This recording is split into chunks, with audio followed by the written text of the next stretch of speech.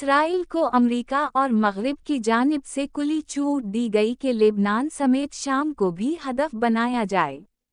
حافظ الاسد جیسے آمر کی حکومت کو آمرانہ چالوں سے ہٹایا گیا اور تنگ نظر مذہبی عناصر کی آشرباد میں شام میں نئی حکومت بنائی گئی۔ اس دوران بھی اسرائیل کی شام پر جارحیت جاری رہی۔ صرف یہی نہیں، اسرائیل نے ایران کو براہ راست دھمکیاں دینا شروع کر دیں۔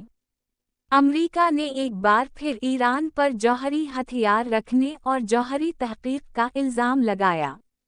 گویا ایک ایک کر کے علاقے کے ممالک کو اہداف بنانے کا عمل جاری رکھا گیا جو عراق سے شروع ہوا تھا۔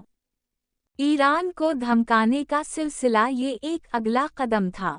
اگرچہ پاکستان نے امریکی دباؤ پر اسرائیل کی ایران کو کلی دھمکیوں پر ایران کی مضبوط حمایت نہیں کی، مگر مغرب کو پاکستان کے عوام کی جانب سے ایران کی حمایت کا اندیشہ ہمیشہ رہا، اور یہ اندیشہ اب بھی موجود ہے۔